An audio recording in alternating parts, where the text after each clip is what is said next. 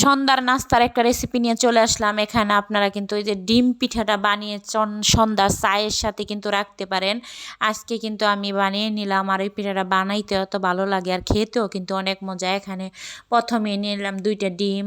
এটা কিন্তু আমি নর্মাল ফ্রিজ থেকে বের করে রেখে দিয়েছিলাম, সেই ডিমটা নিছি। ফ্রিজ থেকে বের করে সাথে সাথে দিবেন না।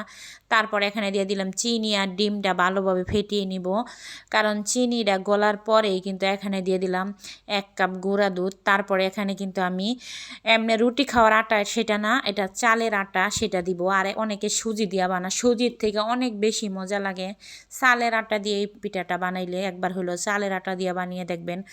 তারপরে ভালোভাবে একটা ডো তৈরি করে নেবেন। এখানে কোনো পানি অ্যাড করা যাবে না। ডিম আর চিনির মিক্সচারের সাথে যেই এটুকু আটা হবে সেইটুকু দিয়েই করতে পারেন। আপনারা চাইলে আর বেশি ডিম দিয়েও বানাইতে পারেন, বেশি করে। মানে আমার 2টা ডিম দিয়ে আমার অনেকগুলো পিঠা হয়েছিল। এইভাবে সবগুলো পিঠা বানিয়ে তারপরে এখানে একদম লো আছে তেল গরম করে নিয়ে, বেশি গরম তেলে দিতে যাবেন না, তাহলে লাল হয়ে যাবে, ভিতর দিয়ে হবে না।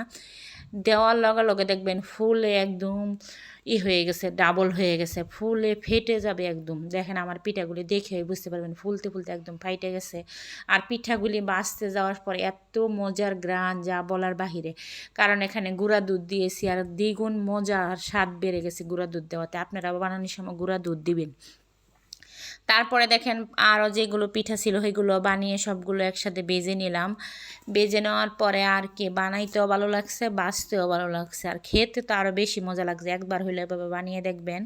আর আমার রেসিপিটা কেমন হইলো ওইটাও কিন্তু জানাবেন। প্লিজ বন্ধুরা আমার পাশে থাকবেন। যদি ভিডিওটা দেখে ভালো লাগে লাইক কমেন্ট ফলো করে পাশে থাকবেন। আল্লাহ হাফেজ।